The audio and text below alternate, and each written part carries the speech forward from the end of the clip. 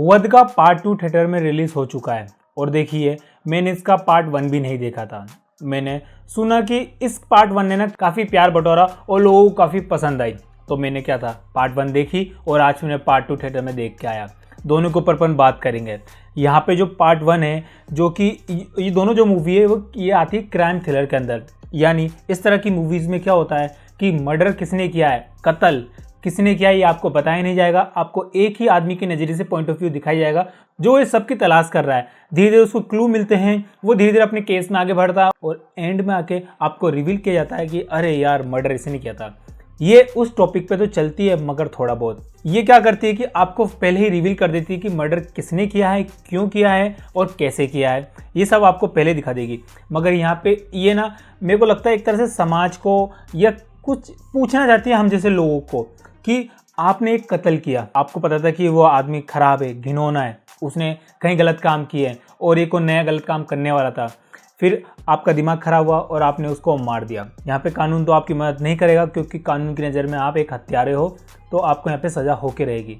मगर समाज में देखा जाए तो आपने एक तरह से सही काम किया है एक राक्षस को ख़त्म करके। मगर आपका हक नहीं बनता किसी इंसान की जान लेना। वैसे हम फ्री विल नाम से तो चिल्लाते रहते हैं, मगर यहाँ पे क्या फ्री विल वो काम करेगा? हम क्या उस बंदे को सपोर्ट करेंगे जिसने ये मर्डर किया है, या हम कानून के साथ चलेंगे? ऐसे सवाल ये आपसे पूछती है और एंड में आके ना मूवी अपना जवाब दे देती है। ये विन विन सिचुएशन में चलती है, यानी सामने वाले की जीत, बगल वाले की जीत, ऊपर वाले की जीत, नीचे वाले की जीत, इस तरह से चलती है, जो कि फर्स्ट पार्ट में देखने को मिलता है। सेम सेकंड पार्ट में नहीं मिलता है, उस पर अपन आगे आएंगे। अगर मैं आपको फर्स्ट पार्ट की स्टोरी बताऊंगी तो मोटा मोटी क्या है। एक बाप है जिसने लोन लेके ना अपने बेटे को पढ़ाया लिखाया और बाहर यूएसए अमेरिका भेजा काम करने के लिए। उसका बेटा ही जिद कर रहा था कि मुझे पढ़ना है, मुझे आगे जाके बाहर काम करना है, लोन ले लो, मैं सारा चुकता कर दूंगा। अब क्या था, इंडियन कल्चर को दिखाना था कि बेटा फरार हो चुका है, अपने मम्मी पापा को यहीं छोड़ गया और वो तो बाहर सेटल हो गया अमेरिका में। उसको घंटा फर्क नहीं पड़ता कि उसके माँ बाप यहाँ पे कैसे रह रहे हैं, कैसे जी रहे हैं, सर्वाइव कर पा रहे हैं नहीं कर पा रहे हैं, उन पे क्या बीत रही है। और वहीं जहाँ हमें संजय मिश्रा का कैरेक्टर देखने को मिलता है जिसके ऊपर कर्जा चल रहा है। अब वो कर्जा किस तरह से चुका रहा है वो तो आप मूवी देखिए। वहीं जब कर्जा चुका रहा होता है तो उसको एक बंदा परेशान कर रहा होता है, उससे कर्जा मांगने आता है बार बार। एक तरह से जिस मेन आदमी से उन्होंने कर्जा लिया था ना, उसने अपने नीचे एक बंदा रखा होता और वो उसको भेजता था संजय मिश्रा के पास कर्जा कलेक्ट करने, यानी पैसे वसूली करने। और जो वो बंदा है, विलन क्या होता है, हरामीपना क्या होता है, सौरभ सचदेवा से सीखो भाई। क्या मेथड एक्टिंग, क्या भयंकर एक्टिंग किया बंदे ने, बिल्कुल कैरेक्टर में घुस गया। आप होता है ना एक गुस्सा आ जाए आपको कि यार इसको तो पकड़ के मारूं, ये मेरे सामने आया था उसको भाई तबोच लूँ, उसको मार मार के छोड़ू नहीं भाई, वो झलक रही थी उस बंदे के अंदर से। इतना हरामीपना। मेरे को लगता है सौरभ सचदेवा अपनी जो एक्टिंग क्लासेस चलाते हैं ना बिल्कुल सही चलाते हैं, ये खुद को प्रूव भी करते हैं। वही ना अपन सेकंड पार्ट में बात करेंगे कि मेरे को क्या लग रहा था अगर ये सेकंड पार्ट में इस तरह का कैरेक्टर नहीं मिल पाया ना तो मेरे को एक और कमी खलेगी, मगर मेरे को मिलता है सेकंड पार्ट में वही हरामी कैरेक्टर। इतना हरामी हमने ट्रेलर में देखा है कि वो कितना हरामी हो सकता है कि दो छोटे छोटे पपीज को गाड़ी के नीचे रख के, एक वेन के नीचे, ये उसको आप बस बोल सकते हो, उसके टायरों के नीचे रख के उनको कुचलता है और आगे बढ़ता है। इतना हरामी कैरेक्टर इन्होंने इंट्रोड्यूस किया पार्ट 2 के अंदर भी। पार्ट 1 पे आते हैं अपन, तो ये स्टोरी मोटा मोटी है। मर्डर किसने किया मैंने आपको ये बता देंगे, क्यों किया है, किस लिए किया है, कैसे किया है। अब वो एंड तक आते आते कि संजय मिश्रा को जेल होएगी नहीं होएगी, उसकी वाइफ उसका साथ देगी नहीं देगी, और ये दोनों किस तरह से इस मैटर को हैंडल करेंगे। लाश को कहाँ छुपाया, कैसे छुपाया, क्या करा उसका, ये ट्रेलर में वैसे बता देते हैं। मगर फिर भी ना ये एक मूवी ना हमें अच्छा खासा बांध के चलती है। छोटी सी मूवी है। फर्स्ट पार्ट मुझे अच्छा लगा, ये वन टाइम वॉच की तरह है, आराम से इसको देख सकते हो आप। कुछ ज़्यादा भयंकर ही हमको चीज़ नहीं दिखा दी, कुछ नई चीज़ हमको इंट्रोड्यूस नहीं कर दी। अब आते हैं यहाँ पे जो आज इसका सेकेंड पार्ट रिलीज़ हुआ है, तो मैं देखने गया कि यार मेरी एक्सपेक्टेशन इन्होंने बढ़ा दी पहले पार्ट से कि इसमें अपन को क्या देखने मिलने वाला है। आप इतना समझ लीजिए मोटा मोटी इन्होंने सेकंड पार्ट में इतनी मेहनत नहीं की, जहाँ पे इन्होंने सिंपल सी जो संजय मिश्रा का फर्स्ट पार्ट का जो कैरेक्टर था उसको उठा के यहाँ पे रख दिया। बस उसकी वाइफ नहीं है और जो नीना गुप्ता है वो जेल में बंद है, उनको 2 मर्डर केस के चक्कर में उनको जेल हो गई है। अब वो जो संजय मिश्रा जो पुलिस वाला जो कांस्टेबल है उसको नीना गुप्ता से प्यार हो जाता है, और प्यार इस तरह से होता है भाई, ये इस्टेब्लिश करते कि प्यार सच में इसी तरह का होता है। वो सही से नीना गुप्ता को देख भी नहीं पाता, मगर वो बंदा ना उसके लिए कुछ भी करने के लिए तैयार है, जो मूवी में देखने को मिलता भी है। एक तरह से प्यार का मतलब भी रखे हैं। मूवी की स्टोरी इतनी सिंपल सी है कि जेल में नीना गुप्ता है, वहाँ से एक बंदा बाहर आया है, और वो बाहर कौन आया है बंदा वो तो आपको मूवी देखने मिलेगा। और आप ना मूवी इतनी प्रेडिक्टेबल हो जाती है कि आप ना सीन प्रेडिक्ट करने लग जाते हो। आप ना जैसे मैं बोलूँ ये फ्रीज दिखाते हैं स्टार्टिंग में, तो आपको एंड में आते तो मालूम पड़ जाएगा इतनी कोई रॉकेट साइंस नहीं है। इसमें यही एक छोटी छोटी चीज़ दिखाते हैं जो आगे आगे कंप्लीट भी होती है। जैसे इसमें क्या होता है कि पॉइंट पॉइंट दिखाते हैं, तो फिर लास्ट में आके अपन जल्दी से कनेक्ट नहीं कर लेते पॉइंट, ये वहाँ पे मिस हो गए कि इन्होंने ये दिखाए, हम एंड में आते हैं मूवी के और ये तो अपन बोलते हैं अरे आधे घंटे पहले अपन प्रीडिक्ट कर लेते हैं अरे यार ये नहीं ये हुआ था, बस यहाँ पे मिस हो जाती है। मैं अगर आपको फर्स्ट पार्ट का मैं एक सीन बताऊं, भाई मुझे क्या मज़ेदार लगा था वन टेक सीन, कि किस तरह से अपना जो सौरभ सचदेवा कैरेक्टर अंदर आता है दारू लेके, संजय मिश्रा को बोलता है कि गिलास लाओ, जहाँ पे संजय मिश्रा की वाइफ यानी नीना गुप्ता बाहर मंदिर में गई हुई होती है पूजा करने के लिए, वो पूरा सीन चल रहा होता है ना भाई, इतना प्यारा लग रहा होता है कि उसमें इतना कुछ बातचीत नहीं हो रही, मगर उसमें डर कि किसी को है किसी से डर लग रहा है, मगर यहाँ पे कोई और किसी और चीज़ के लिए आया है। एक हरामी कैरेक्टर और एक इतना इनोसेंट कैरेक्टर एक ही रूम में बंद है, आगे क्या होगा। ये फर्स्ट पार्ट वाला सीन जो मेरे को देख के भाई चोमेश्वरी मज़ा आ गया था। सेकंड पार्ट को मैं बोलूँ कॉपी पेस्ट तरह समझिए, जहाँ पे मैंने आपको फर्स्ट पार्ट में बताया कि जो अपने संजय मिश्रा है यानी जो उनके माता पिता हैं, उनका सेम बच्चे वाली कहानी उन्होंने यहाँ चिपका दी कि मेरे बच्चे को मैंने पढ़ाया लिखाया कर्जा लिया है, वो बाहर शिफ्ट हो गया, अब मैं हरामी मेरे को फ़ोन भी नहीं करता, वो बताने की कोशिश कर रहे हैं यहाँ पे।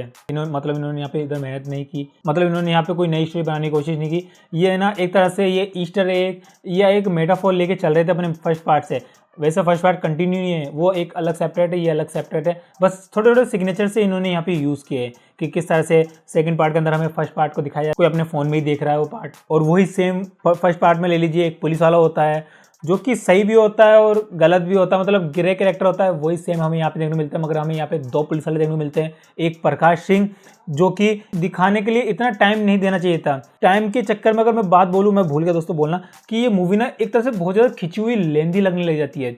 इस मूवी को छोटा किया जा सकता था। अब आप बोलोगे भाई तू होता कौन है बोलने वाला, तूने कभी मूवी बनाई है या तुझे क्या पता कि मूवी में क्या है, मगर देखिए मैंने मूवी नहीं बनाई, मैं बनाना चाहता हूँ, मैं ये काम करना चाहता हूँ, मगर आप सोचिए हम ही वो ऑडियंस जो थिएटर में देखने जाएगी, हम ये जो उसके ऊपर रिव्यू देंगे, हम ये जो उसके ऊपर बात करेंगे, और हमारे और एक अच्छा डायरेक्टर क्रिएटिव बंदा ना फीडबैक लेता है फिर आगे काम करता है उसके ऊपर, तो मैं बोलूँगा ना ये मूवी खींची हुई लगती है।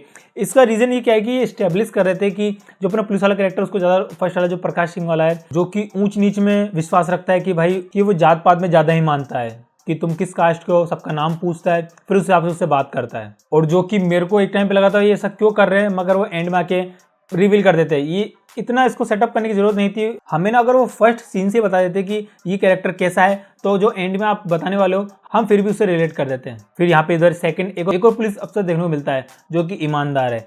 अब वो अपनी ईमानदारी के चलते, अपनी नौकरी के चलते, जब तक खुद के ऊपर पर्सनली न चीज ना आ जाए ना तब तक आप अपने हाथ नहीं खोलते, वो चीज़ यहाँ पे देखने को मिलती है। जो कि देखिए मूवी बिल्कुल मेरे को ऐसा लगता है कि मैं फर्स्ट पार्ट ही थोड़ा हल्का फुल्का रेट करके देख रहा हूँ, मुझे वो फील नहीं आया। मैं बोल रहा हूँ, मैं देखा मेरी एक्सपेक्टेशन क्या थी कि मैं कुछ नया देखने जा रहा हूँ, मैं क्राइम थ्रिलर को फील करने जाता हूँ, ना इसमें इतना क्राइम था ना इसमें इतना थ्रिल था।